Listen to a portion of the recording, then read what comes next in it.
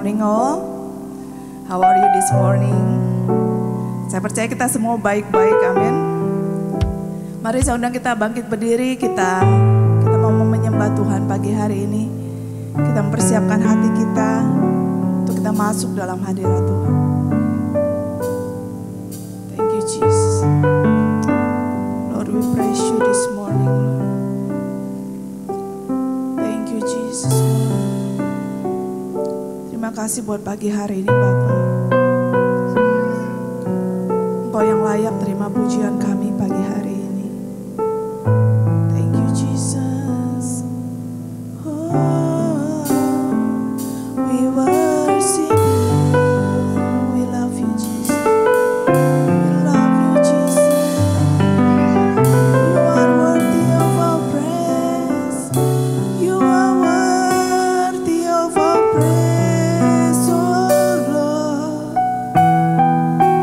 You deserve the glory, for you are God. I worship you, Jesus, you are amazing. I worship you, Lord. I worship you, Lord. You are worthy of all praise. So we worship you this morning, Jesus.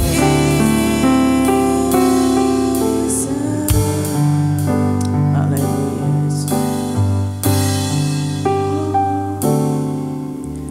You are the peace that guards my heart, my help in time of need. You are the hope that leads me on and brings me to my knees. For there I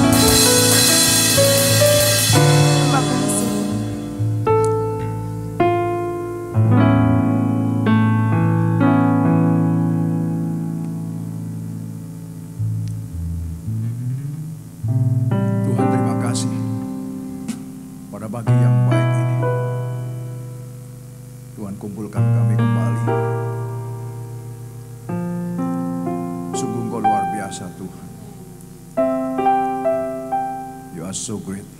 You are so wonderful, Father. There's none like you, Lord. Thank you so much, Lord, for everything you have given to us, Lord. Especially for this morning, Lord. We are here gathered together to worship you, to praise you, to glorify you, that you are Lord of Lords and King of Kings, the Creator of heaven and earth. Tuhan, terima kasih. Marilah pada pagi hari ini kami mau menyerahkan seluruh ibadah ini ke dalam tangan Tuhan. Kami percaya melalui pujian dan sembah kami kepadamu, Engkau berkenan di tengah-tengah kami, Tuhan. Dan pagi ini marilah berbicaralah kepada kami. Engkau sudah kirimkan hamba-Mu, Bapak Vincent Wijaya, yang sudah dari jauh datang, Tuhan. Use him, Lord. Anoint with special anointing. Empower him with special power, Lord Jesus. Tuhan berikan hikmat-Mu. Biarlah supaya dia bisa berbicara dengan bebas Tuhan pada pagi hari ini. Apa saja yang Engkau ingin bicarakan, berbicaralah. Pakailah hamba-Mu ini Tuhan. Menjadi saluran berkat bagi kami semua. Dan kami mau diam untuk mendengarkan Engkau. Terima kasih. Kalau ada teman-teman kami yang masih dalam perjalanan juga kami serahkan ke dalam tangan-Mu Tuhan. Lindungi mereka semua. Terima kasih. Dalam nama Yesus kami serahkan ibadah ini. Semua yang percaya katakan amin, amin, amin. Berikan kemuliaan bagi dia. Silakan duduk Bapak Ibu Saudara. Selamat pagi, selamat bertemu kembali dalam kasih Tuhan Yesus Kristus. Good morning everyone. Ya. Senang sekali bisa bertemu. Ya. Lebih banyak. Oke. Mari kita memuji Tuhan pagi hari ini. Udah mau cepat-cepat firman. Kita puji Tuhan dulu, oke? Mari kita menaikkan pujian kita. Lord, you are good and your mercy endured forever. Mari bangkit berdiri, kita tepuk tangan buat Tuhan pagi hari ini.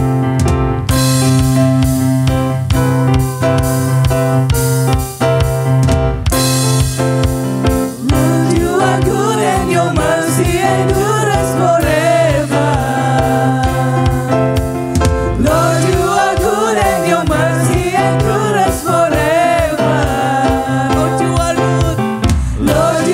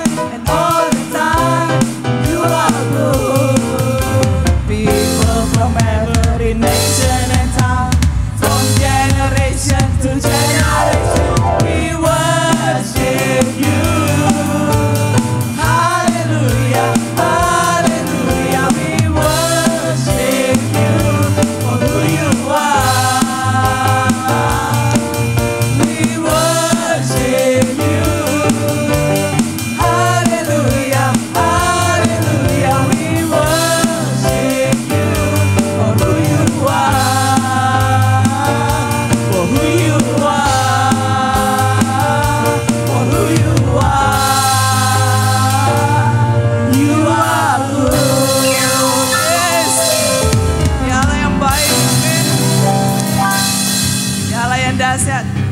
Mari kita puji Dia.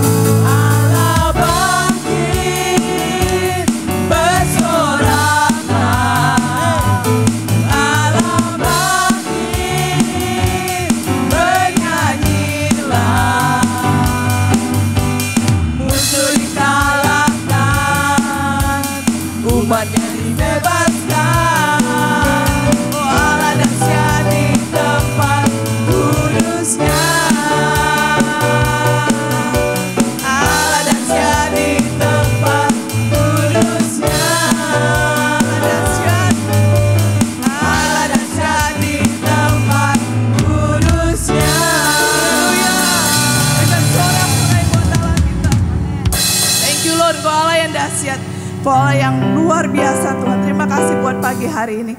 Kami mengucap syukur Tuhan. Karena kebaikan Tuhan, karena anugerah Tuhan yang gak pernah habis-habisnya dalam hidup kami. Thank you so much Lord. Terima kasih untuk kesetiaan-Mu Tuhan. Kalau sampai saat ini kami ada, itu semua karena kesetiaan Tuhan dalam hidup kami. Lord, we thank you. Yes, Lord. Thank you, Jesus.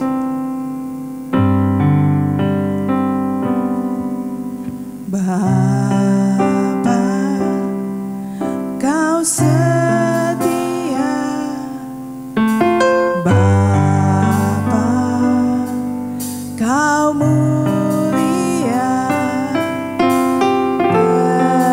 Tenang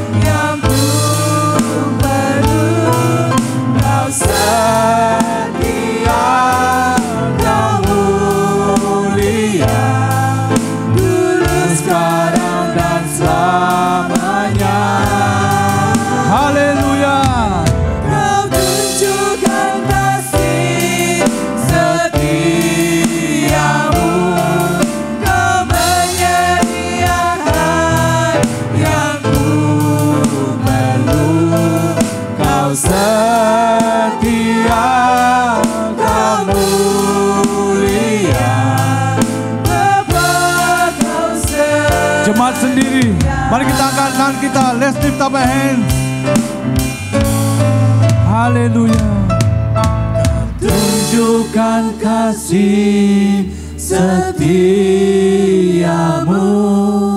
kau menyediakan yang ku perlu. Kau setia, kau mulia, dulu, sekarang dan selamanya. Thank you, Jesus.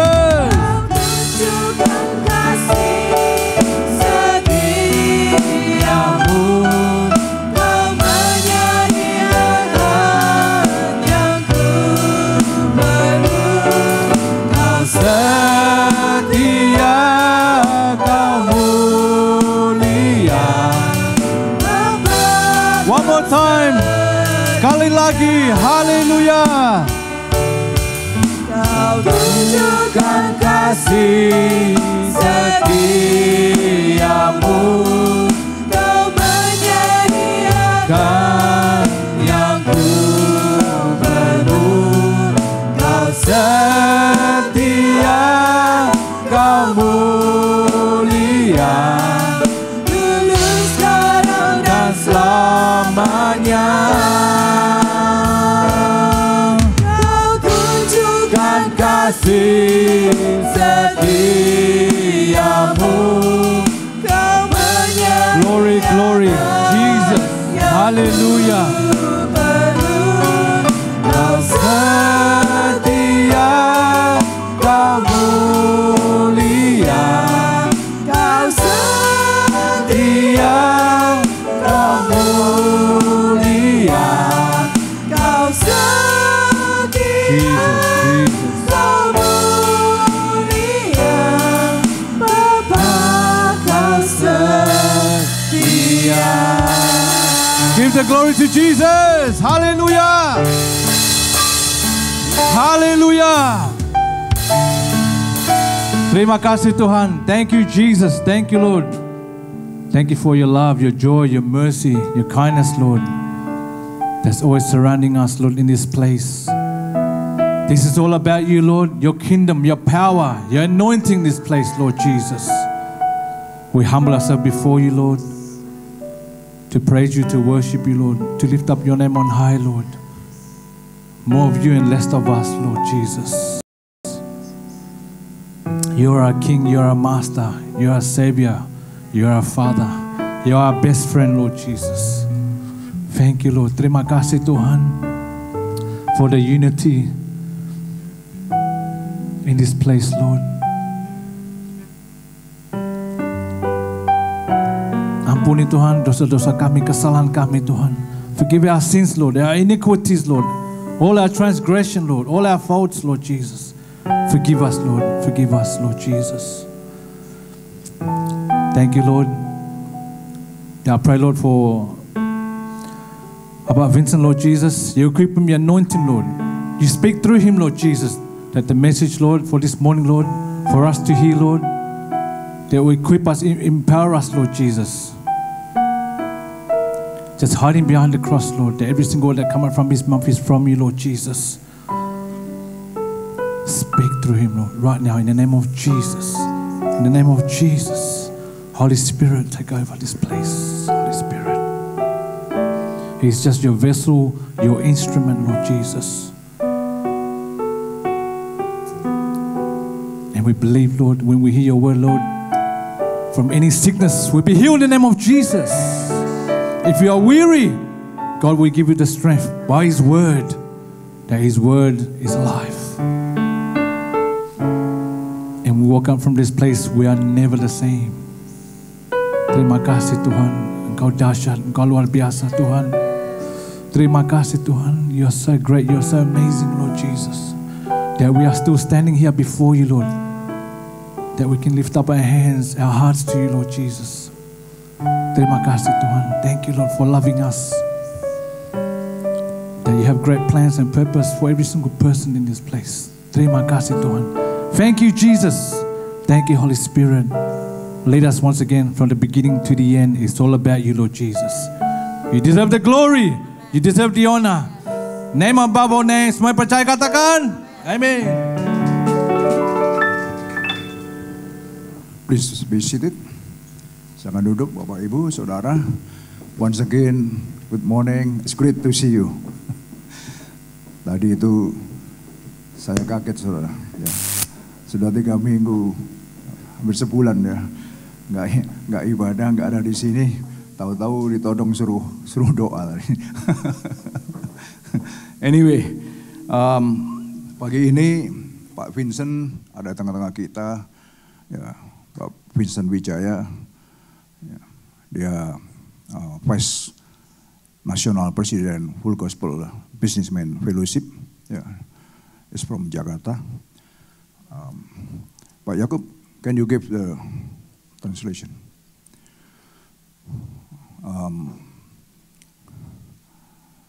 Ada convention Australia, New Zealand Full Gospel Businessman Fellowship di Sydney. Ya, semalam saya juga hadir di sana dan kita sudah kenal lama sekali. Ya. Beliau orang awam, ya, tapi mau memperlengkapi diri, ya.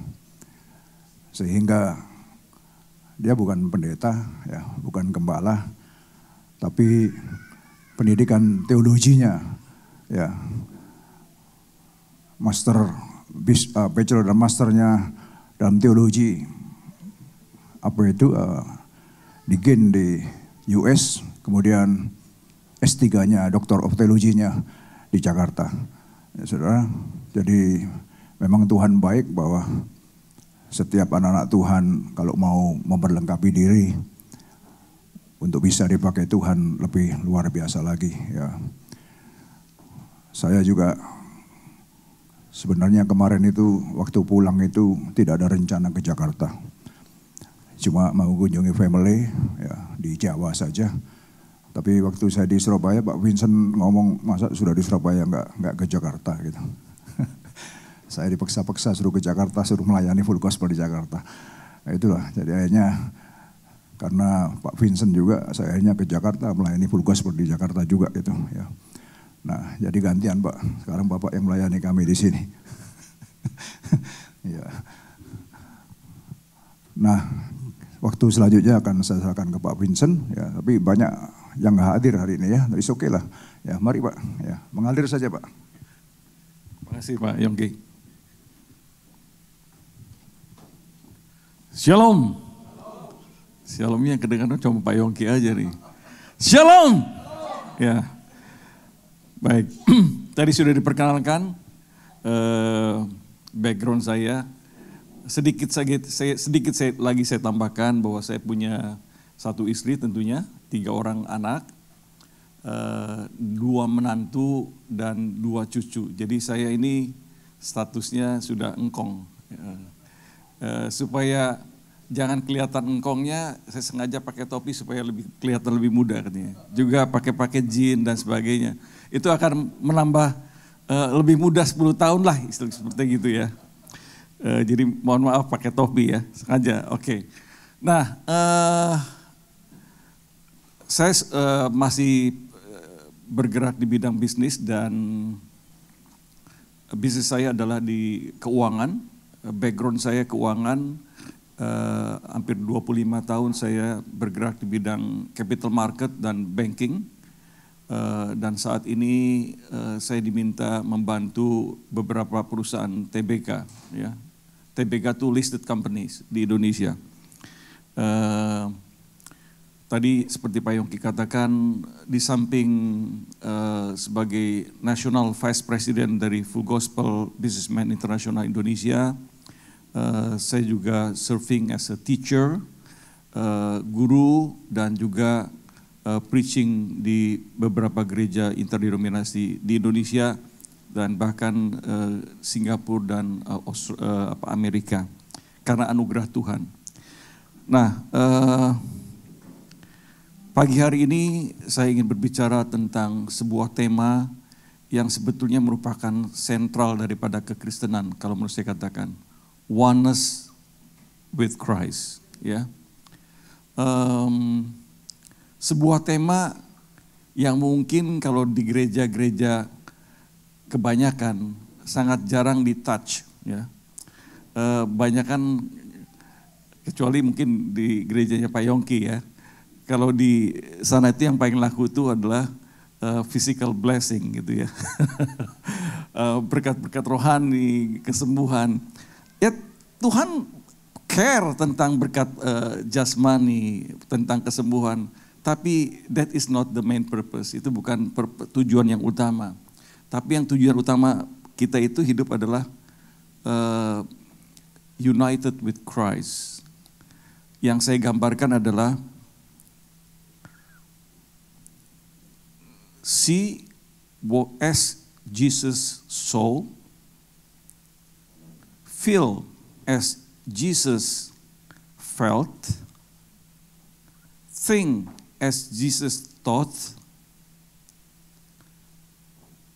do as Jesus did. That is Christianity. Banyak orang beragama tetapi enggak bertuhan. Agama itu hanya sekedar keperluan negara dan social status. Negara perlu ada agama. Di KTP kita tulis agamanya apa. Itu keperluan negara untuk mendata statistik.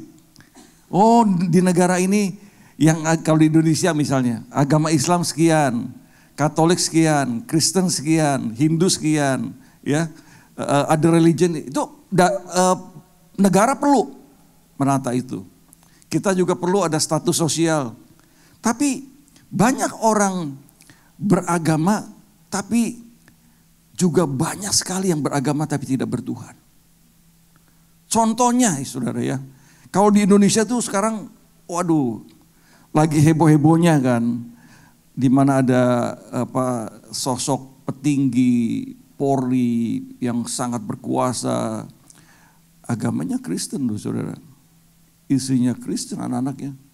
Tapi, waduh, kalau dari data-data yang terkuak di fakta-fakta pengadilan, perbuatannya jauh lebih buruk, lebih murtad daripada orang-orang yang gak percaya sekalipun gitu ya.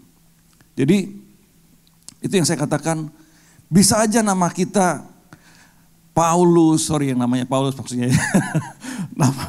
Nama Yohanes, nama Petrus, pakai kalungnya gede-gede, bawa Alkitab. Tapi kalau tindakannya itu jauh dari nilai-nilai kekristenan, nilai-nilai Kristus, nggak ada gunanya saudara. Itu beragama tapi nggak bertuhan. Kata-katanya kasar, ke istri itu kasarnya luar biasa, kadang-kadang KDRT, kekerasan dalam rumah tangga, main gampar. Apalagi kalau misalnya sosok pasangan yang, kalau dari saya pihak laki, kalau ada laki-laki yang tidak setia, nyeleweng, bagaimana ada Tuhan gitu loh. Ya. Sekarang so many, kemarin ada satu dari teman saya itu sharing tentang the world need a father, ya. Dia bicara tentang survei yang terbaru dari negara Australia, ya. Rata-rata pernikahan di Australia, ini yang terjadi di gereja loh, ya. 12 tahun. Dan divorce rate di Australia itu 42%. Besar sekali. Saya percaya, kalau seperti yang saya katakan, think as Jesus thought, feel as Jesus felt, see as Jesus saw, do as Jesus did. Gak mungkin terjadi seperti itu. Gak mungkin. Di kota-kota besar loh Australia. Makanya Tuhan goncang dengan krisis, mulai dari krisis penyakit, 2-3 tahun sampai sekarang juga belum sembuh. Supaya sebetulnya apa? Tuhan tuh pasti punya maksud. Segala sesuatu itu bukan Tuhan yang buat, tapi Tuhan mengizinkan ini terjadi untuk mempurifikasi, untuk memurnikan setiap jemaat Tuhan. Lebih dalam dan dalam lagi untuk bersekutu dengan Dia. Banyak di rumah kan sekarang. Tapi di rumah pun harus berbuat sesuatu gitu loh. Kreatif. Dan khususnya intimasi dengan Tuhan tuh harus lebih lagi. Perdalam, pertajam firman Tuhan. Terus godok, dengerin hamba-hamba Tuhan yang benar yang berbicara di YouTube ya, terutama Gembala Sidang di tempat ini. Kalau ini Pak Yongki, saya setiap hari dapat juga renungan harian yang memberkati luar biasa. Sometimes tadi beliau cerita, kadang-kadang kalau 1,5 jam juga kalau nggak ada anointing dari Tuhan nggak akan muncul writing itu. Bangun setiap pagi jam 3:30, 4 untuk menghasilkan renungan itu. Nggak gampang loh, kita bacanya cuma 2-3 menit. Yang bikinnya itu 1,5 jam, 2 jam kadang-kadang. Nah tapi kalau mulai coba kreatif, kalau dalam banyak di rumah, baca 1 perikop, mulai bertanya, ini maksudnya untuk saya apa ya? Bikin catatan harian. Dan itu akan tadi saya katakan kepada Pak Yongki, rooted and grounded in the word of God. Berakar dan berdasar dalam kebenaran firman Tuhan.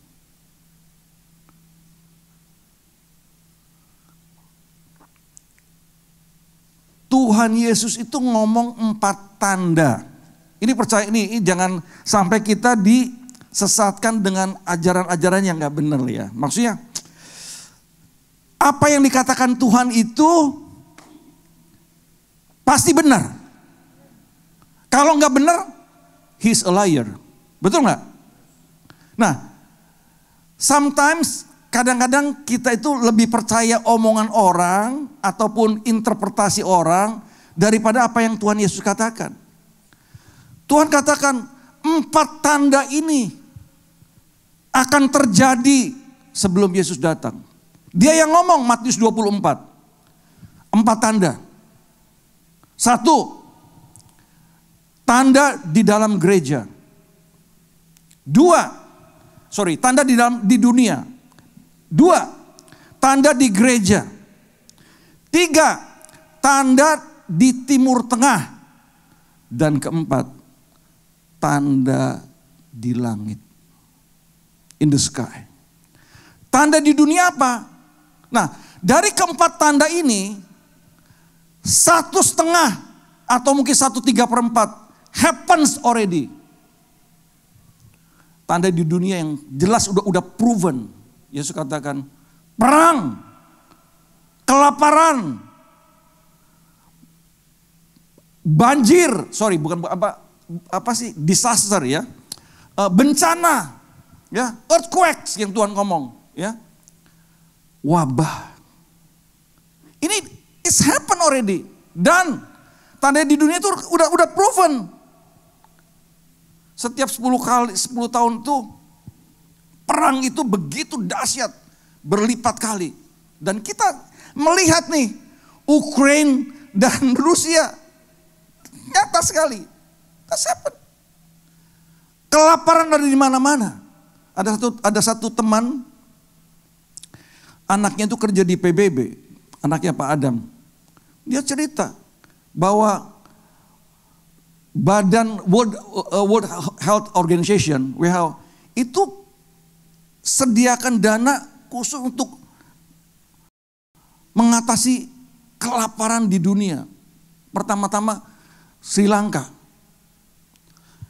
Sudah kena COVID, kena krisis pangan, krisis energi, dan sekarang ini krisis keuangan. Yang punya hipotek udah mulai nih deg-degan, naik terus cicilannya. Syukur mestinya kalau udah bebas hutang ya. Saya selalu mengatakan kepada anak-anak muda, di sini juga banyak anak muda. Sebisa mungkin, kalau mampu untuk melunasi hutang, jangan berhutang. Karena apa? Hutang itu pada dasarnya kewajibannya terjadi sekarang, bayarnya itu nanti yang nggak tahu. Kewajibannya now. Ketika kita taken kontrak bank, uang diterima, now kewajiban itu mulai. Argonya udah mulai jalan. Libur nggak libur, jalan itu argonya, bunga. Tapi revenue-nya, pembayarannya di masa yang akan datang yang uncertain. Jadi hutang itu sebetulnya certain versus uncertain. Manusia itu uncertain. Masa depan itu uncertain, saudara.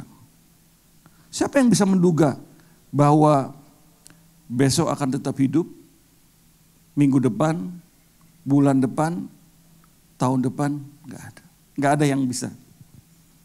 Banyak teman-teman saya yang masih muda, 37, 40, 50, yang couplingnya udah selesai duluan.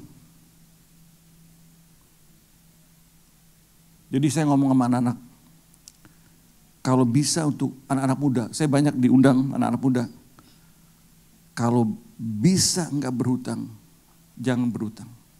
Tapi kalau kamu harus terpaksa berhutang dengan hikmat Tuhan, karena bisnis, ya.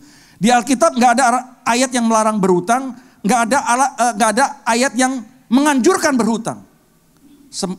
Semuanya dibalikkan kepada hikmat masing-masing. Begitu ada momen, misalnya bisnis terpaksa berhutang, begitu ada profit, segera sisihkan profit, pay off the loan, and free from debt. That is the truth sebetulnya. Amsal 22 ayat 7 berkata, orang yang berhutang menjadi budak orang yang menghutangi. Benar, that is true. Itu prinsip. Bukan soal dosa loh. Ini bicara masalah konsekuensi. Once kita berhutang, kita bonded, ini kita servant. Servant dari apa? Dari orang yang memberi pinjaman. Buktinya apa? Waktu taken itu, Anda bersedia taken apa aja kok sama bank. Betul nggak?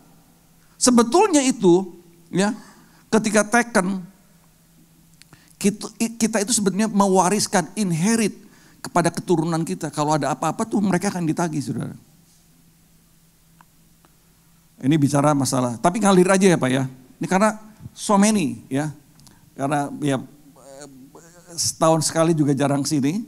Tapi saya udah janji sama Pak Yongki kalau ke Sydney selalu teks beliau sahabat saya ini.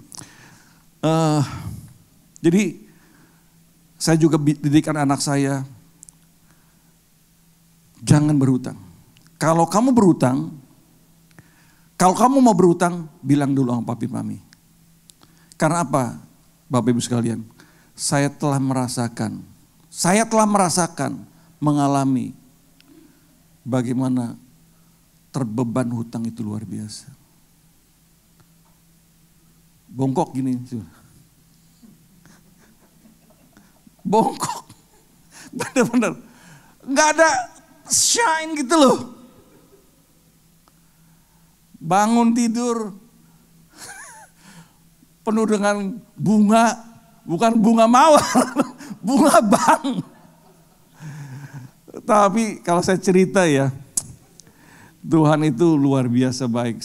Tuhan izinkan saya mengalami hutang yang besar sekali itu. Dan kemudian Tuhan selesaikan dengan cara Tuhan. Divine solution. Divine intervention. Benar saudara. Saya seorang, tadi Pak Yongki katakan S1 saya, ini bukan mau sombong, maksudnya latar belakang. S1 saya itu akuntansi, S2 saya itu School of business school, MBA, ya, MBA dan kemudian MM. Saya sekolah teologi lagi di Amerika dari Zion Christian University, dapat MTH. Kemudian saya sekolah lagi tadi Pak yang dikatakan S3 saya di STT Bethel. Nah, maksud saya poin saya adalah background saya hampir 25 tahun di keuangan. Saya tahu cara merestrukturisasi perusahaan. Ketika hutang terjadi itu saya restrukturisasi. Saya kirimkan kepada bank pemberi pinjaman. Tapi ditolak tuh. Justru ketika saya menyerah, Tuhan punya cara sendiri. Hutangnya besar sekali saudara. Itu kira-kira 20 tahun gaji saya waktu itu. 20 tahun loh, 240 kali. Dan lewat krisis ekonomi 97-98, bunga bank itu 70-80%. Jadi ini never ending story. Ya tadi saya katakan, ini tinggal ngegabruk aja gitu loh. Tapi Tuhan luar biasa sekali. God is wonderful, Jesus is alive, Jesus is almighty. Dan Tuhan masih bekerja sampai sekarang. Harusnya Bapak Ibu sekalian harus bangga punya Yesus dalam kehidupan. Mazmur 46 ayat 2 dan 3 mengatakan, pertolongan Tuhan di masa kesesakan sangat terbukti. Benar, Dia adalah perlindungan kita, Dia kekuatan kita, dan pertolongannya di dalam kesesakan sudah terbukti. Dan lewat, saya dulu pernah bersaksi tapi ya saya ulang lagi ya, mungkin banyak yang berubah ya Pak ya. Lewat pemberian makan yang disuruh Tuhan lewat seorang hamba Tuhan, God intervention happen. Itu hutang yang begitu besar sekali. Pokok dan bunganya itu hampir sama saudara. Jadi kalau bicara 20 tahun itu 10 tahun, 10 tahun. Yang 10 tahun oleh bank dihapuskan penaltinya. Dan dari 10 tahun lagi itu dikasih haircut. Dikasih haircut itu bukan potong rambut. Dikasih diskon yang besar. Dan dengan 3 properti hutang yang seharusnya saya tanggung seumur hidup saya. Tuhan selesaikan dengan cara yang luar biasa. That is God's intervention. Karena sebagai seorang yang tanda petik punya keahlian di background keuangan, seharusnya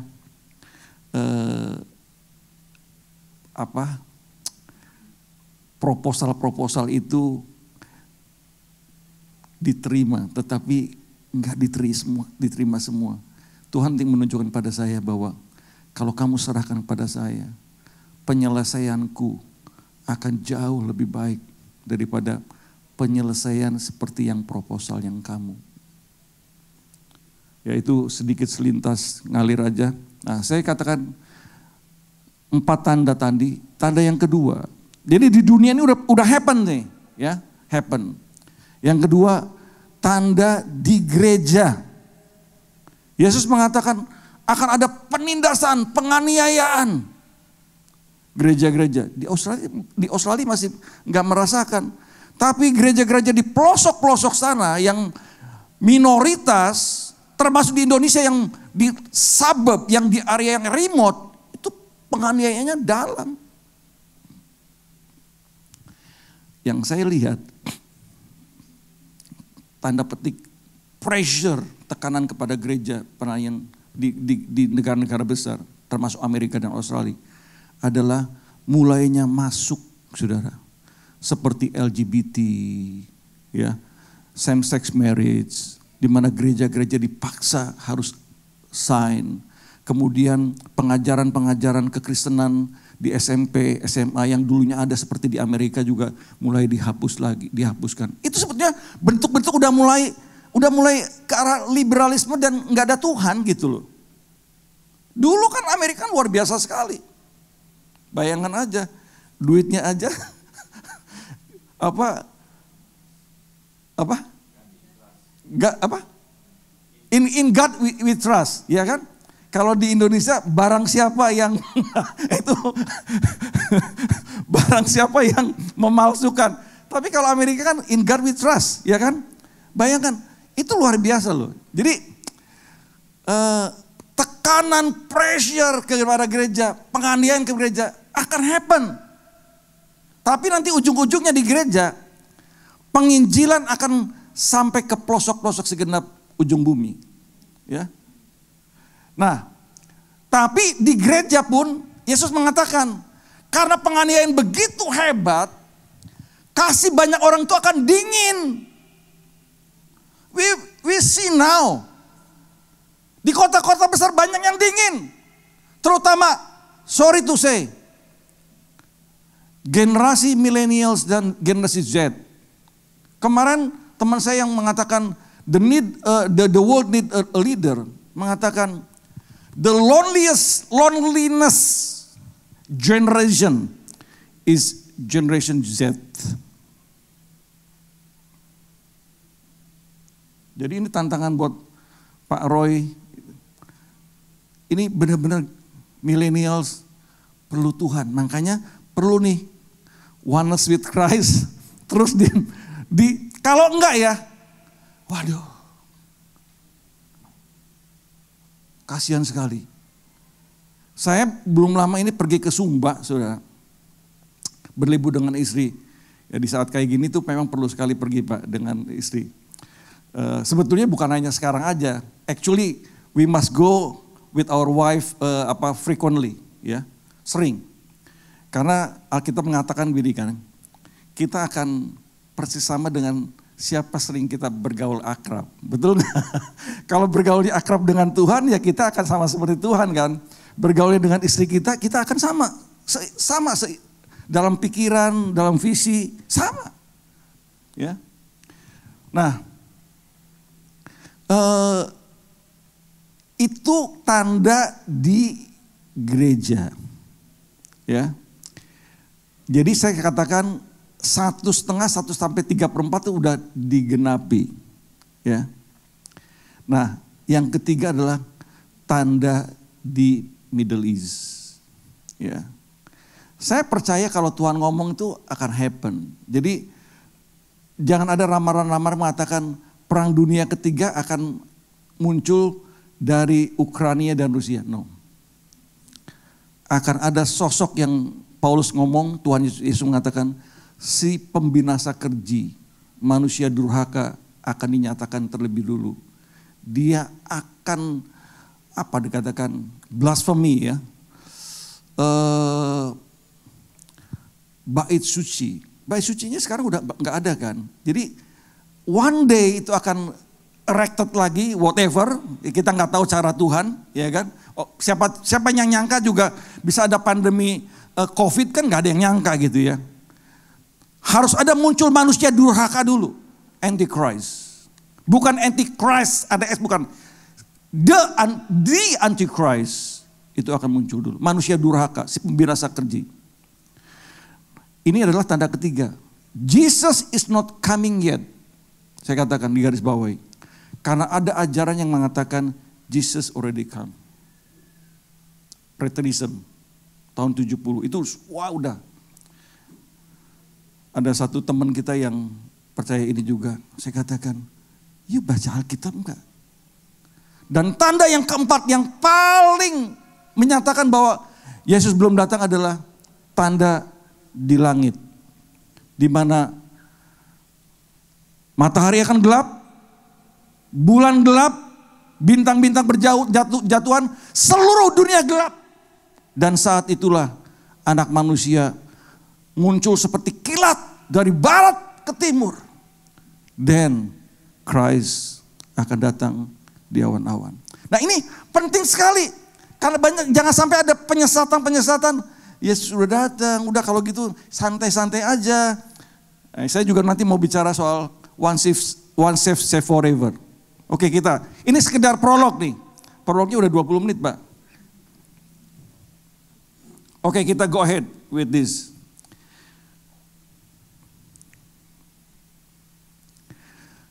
Jadi ini pokok tema saya ya. Akulah pokok anggur yang benar dan kamulah ranting-rantingnya.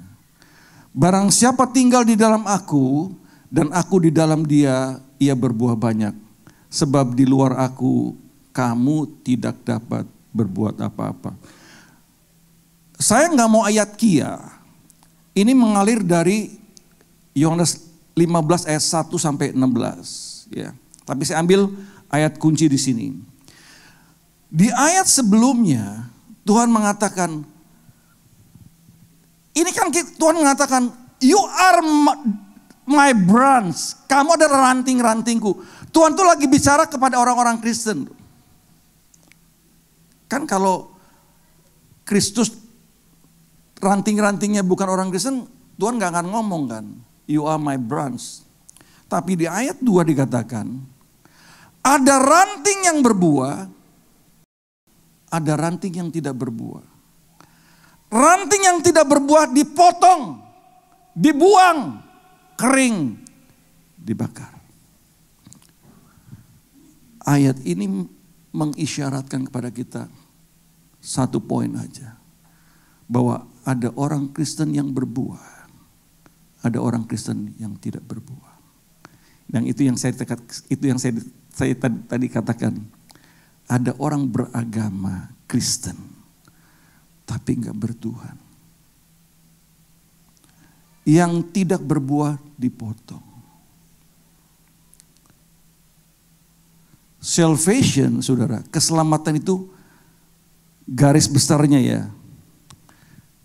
Singkatnya, kata salvation itu dari salvage. Itu buangan, recycle. Jadi kalau salvation itu sebetulnya adalah barang yang enggak berharga di-recycle. Jadi barang yang berguna sekali. Jadi kalau Pak Yongki atau saya ditanya, what is your business? I'm in the business of recycle. Benar Pak? Karena merecycle orang-orang yang tadinya istilahnya enggak berguna di luar Kristus.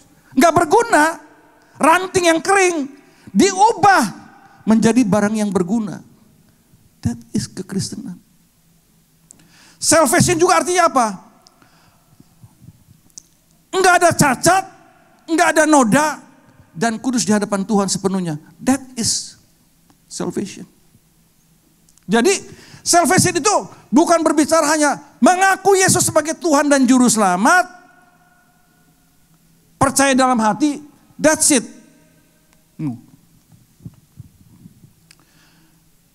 No sins.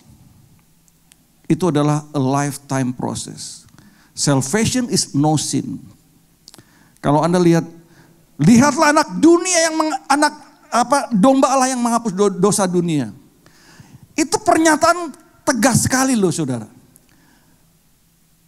Kristen itu tujuan Yesus datang itu bukannya supaya kita nggak dapat neraka, itu bonus saudara. Supaya Anda dan saya itu hidup tidak berdosa. Bisa nggak? Nah, nanti kita lihat, ya kita lihat.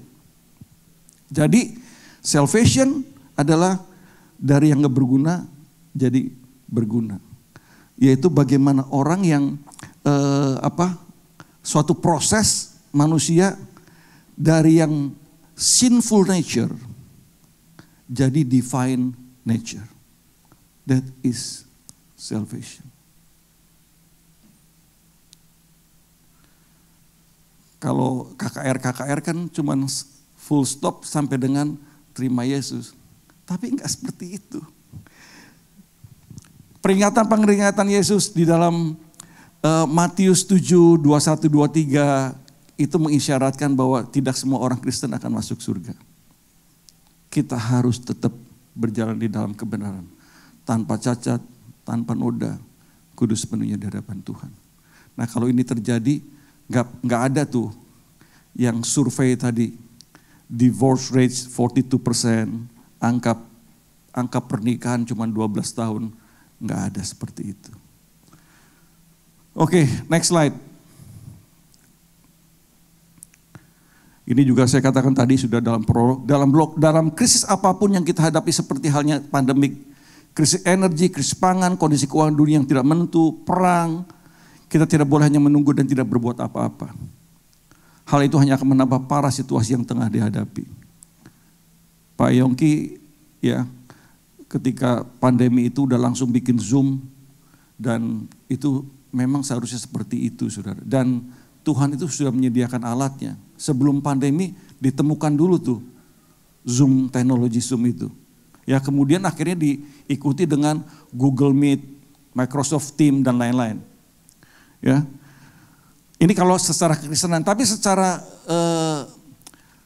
di marketplace juga harus putar otak gimana supaya perusahaan itu survive. Ya, jangan gulung tikar semua gitu. Nah, sebetulnya kuncinya cuma satu. Sebetulnya kuncinya cuma satu. Oneness with Christ. Itu yang nggak pernah tahu. Karena kalau Anda dan saya memiliki mindset Tuhan, 1 Korintus 1 ayat 24 dan 30 dikatakan, hikmat Yesus adalah hikmat Allah dan kekuatan Allah. Kalau kita punya Yesus, nempel, nyatu, pikirannya pikiran Tuhan. Yang tidak terbatas. Pengkhotbah 10 ayat 10 mengatakan apa? Kalau besi menjadi tumpul, perlu diasah. Tapi yang penting untuk sukses, Pengkhotbah 10 ayat 10 katakan, adalah hikmat Tuhan. Itu kuncinya. Jadi kalau kita mau berhasil, prosperous, successful, oneness with Christ. Rumah tangga ingin berhasil, oneness with Christ. Pelayanan ingin berhasil, oneness with Christ. Bisnis ingin berhasil, oneness with Christ. Ini yang harusnya disuarakan terus-menerus. Yesus berkata, masa kita nggak percaya sih kepada Tuhan yang pasti benar? Tuhan katakan, di luar aku kamu tidak akan bisa berbuat apa-apa. Saya masih ingat ketika Musa membawa orang-orang Israel keluar dari Mesir ke Kanaan, melewati Laut Merah. Apa yang dibuat oleh Tuhan? Tuhan bikin jalan. Laut dibendung kiri kanan. Orang-orang Israel berjalan sampai selamat di ujung. Ketika orang Mesir berusaha untuk mengejar, di tengah-tengah bendungannya diambil Tuhan dan mereka kemudian terendam semua. Poin apa yang kita bisa ambil dari sini? Lautnya Tuhan gak tiadakan. Lautnya tetap ada. The crisis may lasting. But kalau ada proteksi daripada Tuhan, God will make a way. Kita berikan tepuk tangan yang paling meriah buat Tuhan. Coba supaya jangan terlalu tegang, saya mau nyanyi sebentar. Boleh, Dedek? Kan gini, maksudnya Tuhan Yesus tidak menjanjikan langit selalu biru. Benar? Selalu problem dan sebagainya kita hadapi. Tapi yang Yesus janjikan adalah, aku akan menyertai engkau sampai dengan akhir zaman. Betul? Kalau God with us, Jesus with us, kita akan ada dalam penyertaan Dia. Tapi ada beberapa syarat nanti yang kita akan belajar supaya penyertaan itu forever. Nah, ada satu lagu bagus sekali, kunci C, Pak. Slow rock ya, kalau ada slow rock. Oh, oke, manualnya. Lagunya enak sekali sih ini lagunya. Indah rencanamu Tuhan di dalam hidupku,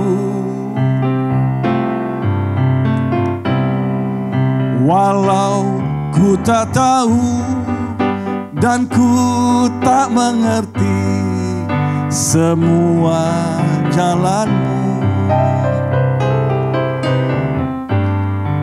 Dulu ku tak tahu Tuhan, berat ku rasakan,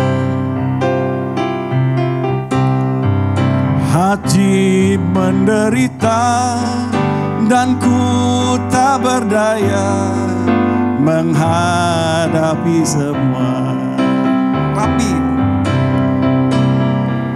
Tapi ku mengerti sekarang, Kau tolong padaku. Kini ku melihat dan ku merasakan indah rencanamu.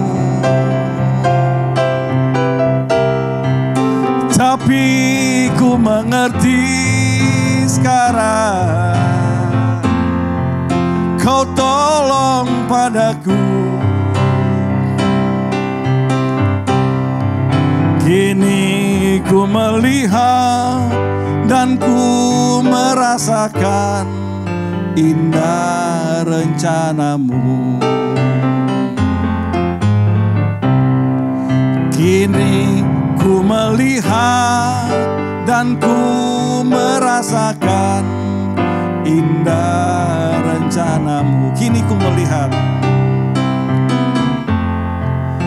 kini ku melihat dan ku merasakan. Kehidupan bisa di-delete, blotted out, ya. Jadi ini betul-betul, ini harus kita ngajarin tuh, jangan spoil para pendengar kita. Jangan jadi terlena gitu ya. Udahlah, udah terima Tuhan kok, gue selamat, gue berbuat dosa apapun pasti. Nah ini salah ini doktrin jelas sekali, clear gitu loh. Ada pohon yang, ada ranting yang berbuah dan tidak berbuah, yang nggak berbuah cut off. Yang berbuah semakin dibersihkan semakin berbuah. Nanti kita akan belajar 5 pokok. 3 ini mengingatkan kepada kita perumpamaan penabur. Ada yang berbuah 30 kali, 60 kali, 100 kali. Nah, ini tolong yang perumpamaan penabur ini jangan misquoted dan kemudian dikhotbahkan salah. Tuhan lagi bicara tentang firman yang ditaburkan di hati orang. Baik-baik. Bukan berbicara kebendaan. Kamu nabur 1 juta, nanti kamu dapat 30 juta, 60 juta, 100 juta. Enggak. Itu yang sering dikhotbahkan di gereja-gereja. Angkat amplopmu, diberkatilah engkau 30 kali, 60 kali, 100 kali. Totally wrong. Itu penyesatan, sorry saya katakan. Tuhan gak berbicara itu. Tuhan lagi berbicara firman yang ditaburkan di hati orang. Kalau orang itu serius, dia akan berbuah. Karakternya, kualitas Kristusnya akan 30 kali, 60 kali, perfect itu 100 kali. 100 kali jarang sekali ya. Saya juga masih jauh sekali saudara. Ya, tapi saya tahu endingnya di mana. Next slide. Nah ini dia. Ini yang mesti kita bereskan. Tadi saya katakan. Kata purging atau prune ya, itu dipakai di Alkitab tuh di 5 area ini, saudara. Dosa, ada ayat-ayatnya. Pemberontakan, ragi, ketidakmuliaan, dan hati nurani. Ini kita mesti bereskan.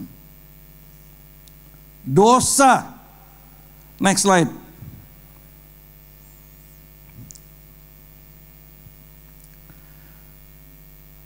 Yesaya 59 itu mengatakan bahwa next slide ya. Ayatnya, nah ini dia. Sesungguhnya tangan Tuhan tidak kurang panjang untuk menyelamatkan dan pendengarannya tidak kurang tajam untuk mendengar. tetapi yang merupakan pemisah, di garis bawahi, pemisah antara kamu dan Allahmu ialah segala kejahatanmu, dan yang membuat dia menyembunyikan diri terhadap kamu sehingga mendengar ialah segala dosamu. Ini ada 3 tingkatan nih. Vice itu sifat-sifat buruk, itu dalam diri kita. Crime adalah kejahatan yang kita lakukan kepada sesama kita. Dan sin itu adalah pemberontakan kepada Tuhan. Jadi ada vice, ada crime, dan ada sin. Nah ini yang mesti dibereskan tuh sin. Yang merupakan pemisah antara kamu dan Allahku adalah dosa. Nah sekarang gimana sih supaya manusia itu gak berdosa? Firman Tuhan itu kasih contoh dan kasih solusinya di dalam Alkitab. Kolose 3 ayat 5 berkata, karena itu matikanlah dalam dirimu segala sesuatu yang duniawi, percabulan, kenajisan, hawa nafsu, nafsu jahat, dan juga keserakan yang sama dengan penyembahan berhala. Kuncinya ada dikatakan matikanlah, put to death. Artinya apa saudara? Jangan kasih dosa itu masuk ke dalam kehidupan kita, memprovokasi dosa itu masuk.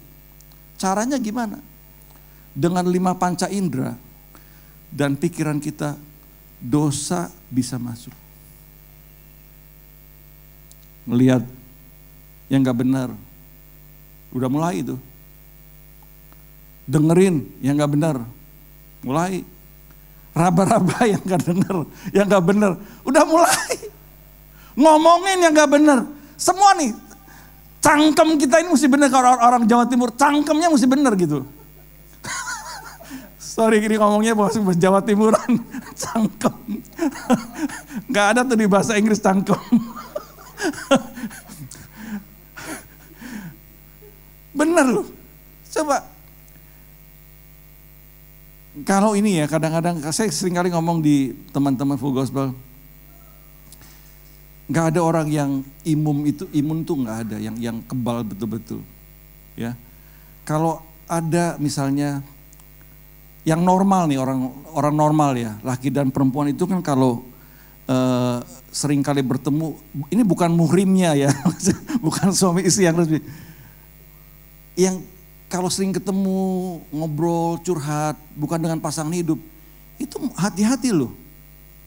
Itu kasih dosa untuk masuk. Termasuk untuk gembala sidang, kalau konsultasi itu kalau bisa berlainan jenis. Ya bersamaan, sama jenisnya. Kalau berlainan ataupun keluarga dilayani oleh Bapak Gembala dan Ibu Gembala. Ya. Karena apa? Banyak terjadi jemaat yang misalnya jemaat perempuan yang dilayani oleh gembala, orang laki-laki, itu bisa juga jatuh dalam dosa. Kalau ibaratnya, sorry itu saya lagunya Pance Pondak itu gini. Mulanya biasa saja, akhirnya kebablasan. Akhirnya jangan kayak gitu. Jadi kayak gitu. Jadi Bapak Ibu sekalian, jangan kasih dosa itu masuk lewat 5 panca indera kita. Dan satu lagi, lewat pikiran kita. Nah, terutama ibu-ibu ya, itu ibu-ibu kan susah sekali tuh kalau ngilangin bitterness. Ya. Ke suaminya pun kadang-kadang ngomong, Pak aku udah Pak aku udah maafin kamu Pak. Tapi ya Pak, kalau mama ingat lagi kelakuan kamu 10 tahun, itu bukan berarti memaafkan. Itu masih ingat-ingat yang dulu. To forgive is to forget. Nah ini pikiran ya. Kan dibilang begini teorinya. Kejahatan itu terjadi oleh 2 aja nih, kejahatan. Ada niat, ada kesempatan. Terjadi kejahatan. Nah, kalau niatnya yang ada di pikiran diputus, apapun kesempatannya, nggak akan terjadi kejahatan atau dosa itu. Misalnya laki-laki lagi traveling keluar kota, ya, kemudian ada temptation, wah ada cewek misalnya yang wah bagus gitu ya, tapi begitu otaknya, no, ada istriku yang setia, yang nungguin aku di rumah, ada anak-anak yang nungguin, aku tidak mau berbuat dosa sama sekali. Tutup, udah. Walaupun temptation-nya hebat begitu, gak akan terjadi. Itu yang contoh yang very clear. Kita berikan tepuk tangan yang paling meriah buat Tuhan. Ini karena mungkin tadi doanya diurapi Pak Yongki, jadi saya ngalirnya bebas sekali di sini. Biasanya saya khotbahnya nggak ngalir kayak gini loh. Ini sampai bongkok-bongkok juga, ini baru pertama kali. Oke, next slide. Oke. Nah, 5 poin lagi, coba 5 poin lagi balik. Ini penting sekali ya, 5 poin tadi, yang tadi. Balik ke yang dosa, yang tadi. Nah, ini dia ya. Di gereja terutama dalam kepemimpinan, sifat rebellious itu mesti dibereskan dalam kehidupan kita. Banyak gereja-gereja itu mengalami perpecahan karena roh pemberontakan. Bahkan Harun dan Miriam pun di perjanjian lama mau memberontak kepada Musa, itu karena ada roh pemberontakan. Dan kemudian diikuti oleh Datam dan Koran dan Abiram. Sampai mereka itu 250 orang loh keluarga itu. Ya. Ditenggelamkan, masuk ke dalam perut bumi karena pemberontakan. Jadi hati-hati sekali dengan rebellious spirit, ya. Kalau dalam kepemimpinan gereja sebetulnya gembala itu adalah suara Tuhan, ya, yang patut untuk ditaati dan dihormati. Kepada para pemimpin rohani, perjanjian baru mengatakan kita harus memberikan respect, hormat 2 kali lipat. Ya. Nah ini, jadi kalau ada masih roh pemberontakan, hilangkan, baru kita akan berbuah. Lalu yang apalagi yang mesti dihilangkan? Ragi itu. Ragi itu bicara masalah kemunafikan dan pengajaran-pengajaran yang nggak benar. Ya, itu mesti dibereskan. Makanya joinlah dengan gereja yang benar. Tadi seperti tadi katakan, perumpamaan penabur ditarik, dikutip salah, ya. Coba kalau jemaat dengar seperti itu, ya. Ini ada banyak kasus loh di Jakarta khususnya. Gara-gara khotbah seperti itu, rela minjem duit, Pak. Rela minjem duit karena apa? Sumbang 1 juta, kamu dapat 30 juta. 3.000%. 3.000%. 1 jadi 30. 3.000%. Ya udah, gue pinjem dulu deh, gue kasih. Ternyata nggak kejadian. Wah, marahnya luar biasa. Karena pengajarannya salah. Itu nggak akan growing, jemaatnya nggak akan growing.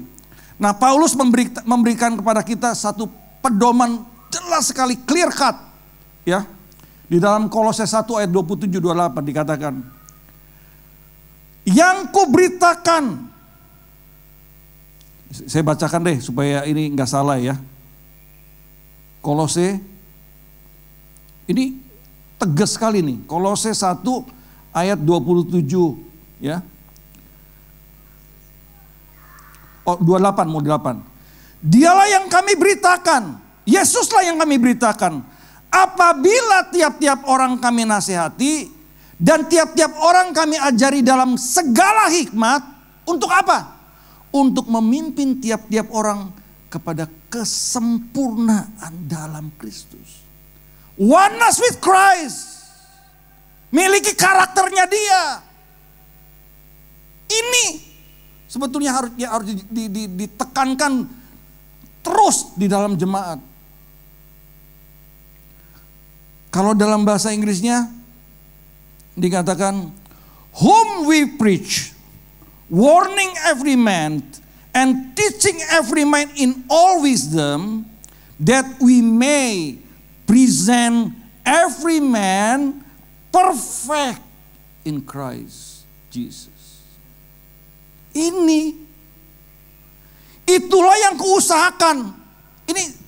Itulah yang kuusahakan dan kugumulkan dengan segala tenaga sesuai dengan kuasanya yang bekerja dengan kuat di dalam aku.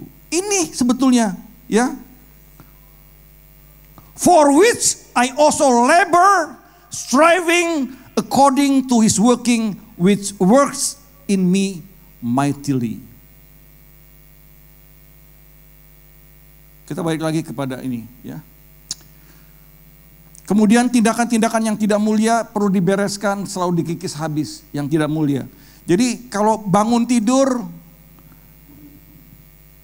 sampai tidur lagi, apa ya yang gak beres? Pikiran-pikiran aku memuliakan Tuhan gak ya? Perkataanku memuliakan Tuhan gak ya? Tindakan aku memuliakan Tuhan gak ya? Kalau gak memuliakan, clear up. Percayalah, kita akan growing.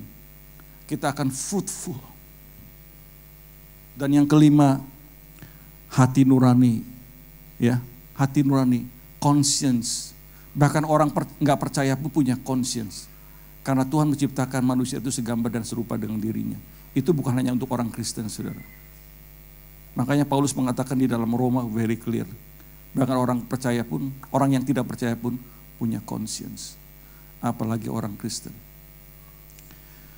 Dan biasanya kalau conscience itu lebih banyak kepada ketika kita membantu orang, kita dalam posisi untuk punya gitu ya. Ada orang kesulitan. Kalau di Yakobus kamu dikatakan kita mengasihi bukan dengan perkataan, tapi di dalam perbuatan dan kebenaran. Kita nggak bisa ngomong, "Hai, Tuhan memberkati kamu ya." Diberkati, tapi yang ada pada kita ada gitu. Orang lapar, aku diberkati. Tapi duitnya ada, kasih mestinya. Kalau udah kayak gitu ya, jangan sebentar aku berdoa dulu. Kalau real kita ada, keluarkan kocek ini. Saya sering kali ngomong gini Pak Yongki, joke. Gembala-gembala mungkin dulu kalau baptis orang ya, nggak dibaptis dompetnya. Makanya ketika udah come to dompet gitu, udah bicara memberi, itu aduh berat sekali gitu. Saya ingin mengatakan kepada Bapak Ibu sekalian ya, hanya orang-orang yang generous yang akan diberkati Tuhan. Benar. Amsal 28 ayat 22. Orang kikir tergesa-gesa mengejar harta tanpa diketahuinya bahwa ia akan mengalami kekurangan. Sekarang saya kalau ada satu lagi putri saya yang belum nikah, single. Salah satu kriteria saya itu nomor satu adalah dia bukan pelit. Jangan pelit Pak. Kalau pelit itu nanti anak kita susah juga. Ujung-ujungnya kekurangan. Tapi one step. Kalau anak kita menikah dengan orang yang generous suaminya ya. At least, ibarat bahasa Inggrisnya, on the right hands. Udah di dalam tangan orang yang benar gitu ya. Ini jadi kalau sekarang saya percaya di tempat ini semuanya tangannya terbuka semua. Nggak ada yang kikir, kalau kikir nanti kekurangan loh. Sekali kita berikan tepuk tangan yang paling meriah buat Tuhan. Oke, next slide. Waduh, sebentar lah. Kita selesai 11.30 ya. Terus next. Ini dua yang dikatakan tadi pembersihan dari ketidakmuliaan ya. Ini beberapa ini sekali lagi bagi saya selalu kalau khotbah saya nggak ada copyright, yang ada adalah right to copy. Ya, boleh silakan minta kepada Pak Roy untuk dibawa. Pak Vincent tadi khotbah mana, ayatnya mana? Saya sengaja semua nyajikan ayat. Kalau orang full gospel itu nggak suka ayat, tapi saya cantumkan ayatnya. Ya, kalau hal yang penting-penting saya baca Karena apa? Kita kuat itu kalau ada firman. Kalau cuman testimoni tanpa firman, aduh, itu mah orang nggak percaya juga bisa gitu, ya kan? Next slide. Nah ini dia. Juga teladan Yesus jelas sekali loh. Di akhir zaman itu akan ada pemisahan antara kerajaan domba dan kerajaan kambing. Ya, very clear itu. Ini tentang akhir zaman. Ya. Dan raja itu akan menjawab kepada mereka, aku berkata kepadamu, sesungguhnya segala sesuatu yang kamu lakukan salah seorang dari saudara-saudaraku yang paling hina ini, kamu telah melakukan untuk aku. Jadi kita tidak memandang dari suku mana, latar belakang apa, ya. Tangan kita harus terbuka kepada mereka. Ya terutama memang kalau saudara-saudara seiman, ya, yang dalam gereja, komunitas yang terdekat dulu lah, kemudian jauh, kemudian masyarakat. Kita harus selalu tangan kita terbuka. Tadi saya katakan kenapa pada waktu kesulitan bangkrut itu Tuhan ngomong suruh ngasih makan orang-orang miskin di daerah Jakarta Utara. Tuhan tengah mengajar saya untuk seperti ini. Yang Yesus, do as Jesus did. Wah itu juga kalau preaching di dalam Mazmur 41 ayat 1-4 tuh luar biasa sekali. That is powerful. Ya. Tapi itu nanti di lain kesempatan. Oke, next slide. Buah adalah sesuatu yang dihasilkan sebuah pohon, buah itu akan mencerminkan pohonnya. Ya. Jadi buah itu akan mencerminkan pohonnya. Kalau kita nempel di Kristus harusnya buahnya baik dong. Buahnya benar dong. Buahnya kudus dong. Buahnya nggak akan menghakimi orang dong. Buahnya nggak akan kasar. Jesus itu welcoming any people, welcoming loh. But he is not compromising with the truth. Hebatnya Yesus tuh. Prostitut datang, welcome. Orang-orang yang dibuang, welcome. Tapi kalau udah masalah kebenaran, dosa, Jesus nggak pernah kompromi. Bahkan murid-muridnya sekalipun, kamu nggak meninggalkan aku, Yesus nggak takut. Kalau berbicara masalah kebenaran, nggak ada kompromi. Tapi Yesus mau menolong setiap pendosa-pendosa. Itu dikatakan welcoming. Salah satu arti kata grace itu adalah welcoming. Kalau kita mau welcoming people, orang-orang yang berdosa, orang yang bertobat, yang butuh pertolongan kita, sesungguhnya itu adalah pintu ke arah keselamatan daripada jiwa mereka. Welcoming people, but we don't compromising.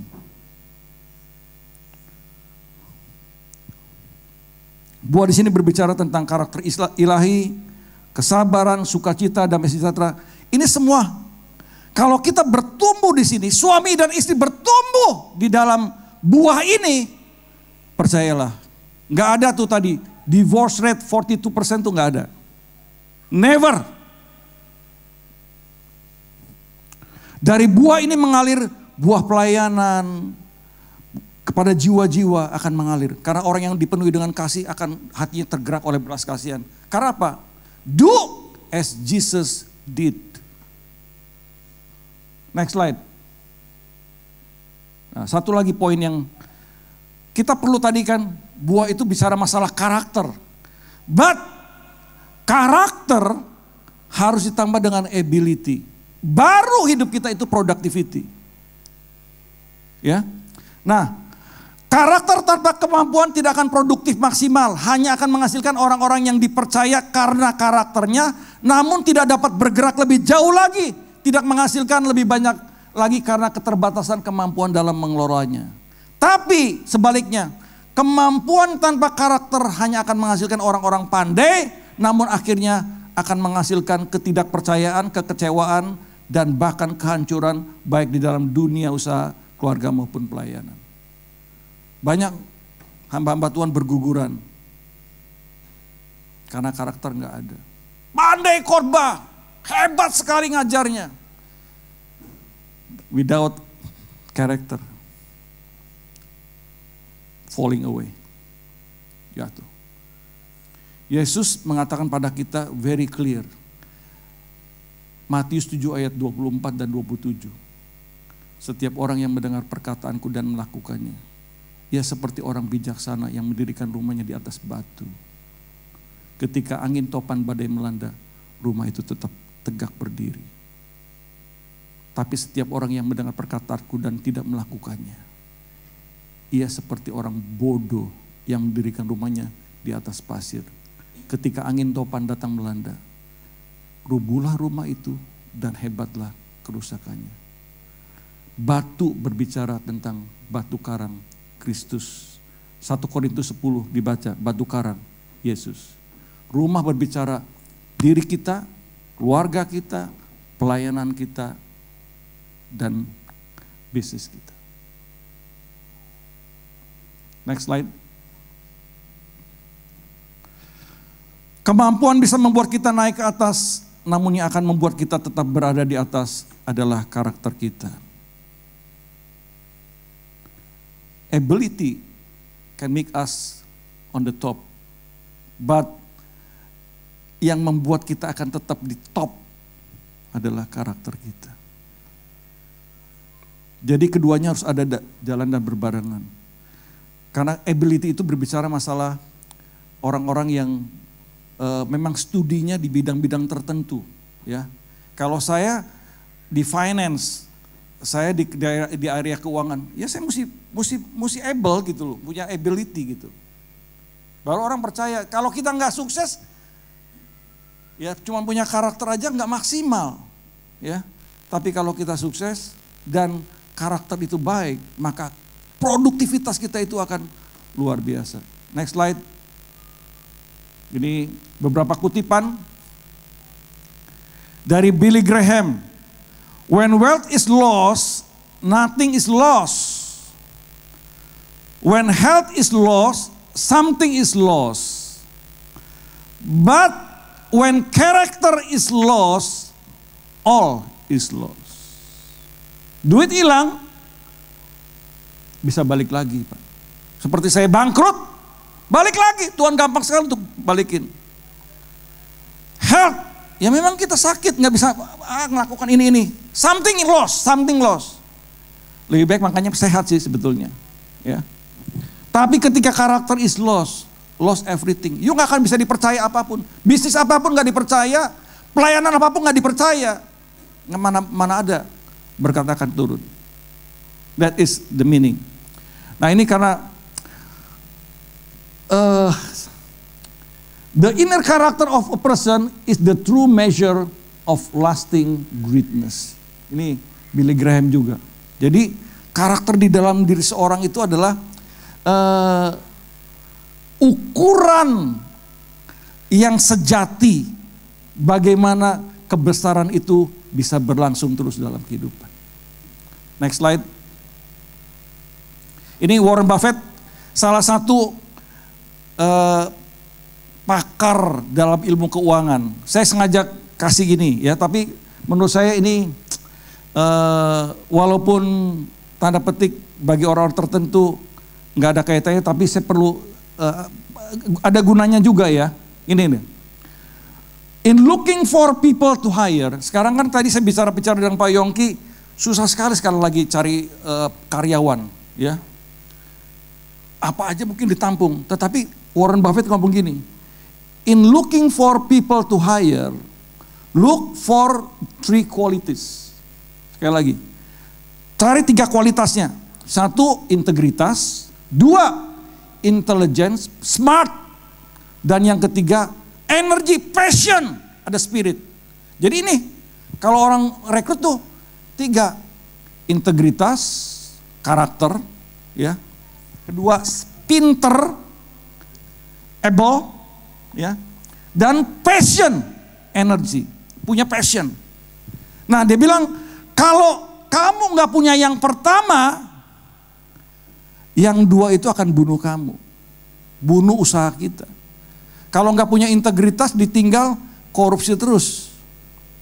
That is the mean. Next.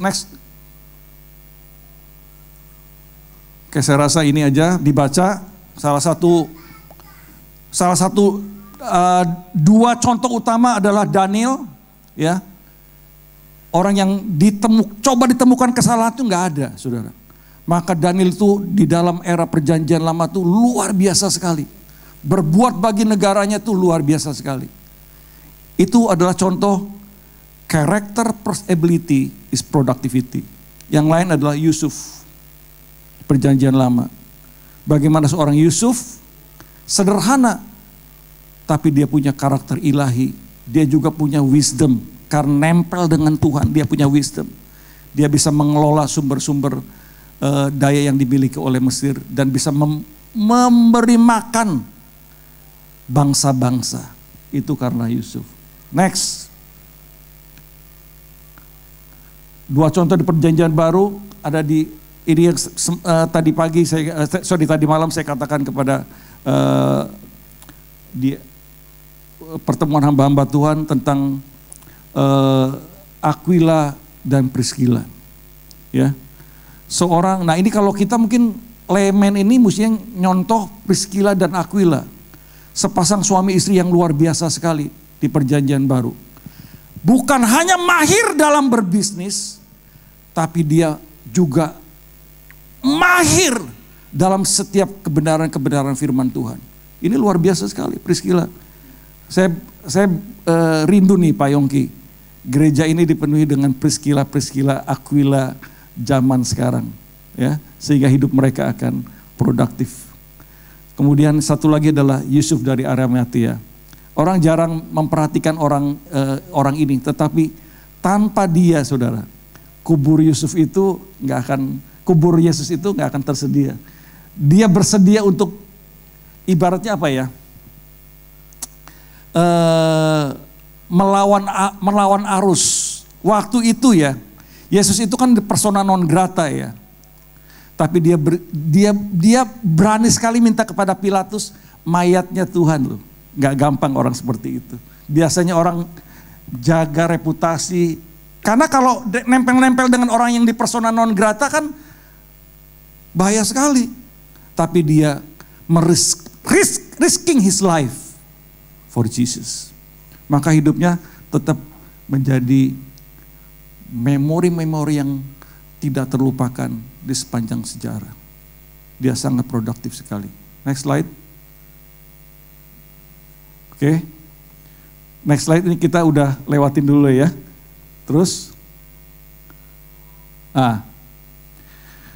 Ini penutupnya. Dalam satu pengertian kita semua mempunyai kesempatan yang sama. Kita mempunyai 24 jam kali 60 menit sehari, 7 hari seminggu, 30 hari sebulan, 365 hari satu tahun. Moral dari pengajaran Yesus adalah bahwa apa yang kita lakukan dengan kesempatan-kesempatan dan waktu kita dalam kehidupan dan dalam pekerjaan Tuhan yang kita lakukan di dunia akan menentukan posisi dan tingkatan rohani kita dalam serta posisi kekekalan kita. Buah akan menentukan posisi apa di dalam kekekalan. Jadi pergunakanlah waktu yang ada karena hari-hari ini jahat. Dan poin yang mau saya sampaikan adalah yuk, kalau kita sudah mendengar kebenaran ini, biarlah ini akan terus mendiami di dalam pikiran dan hati kita. Oneness with Christ. Tapi ada 5 area yang perlu dibereskan dalam kehidupan kita. Tuhan Yesus memberkati kita semua. God bless you all.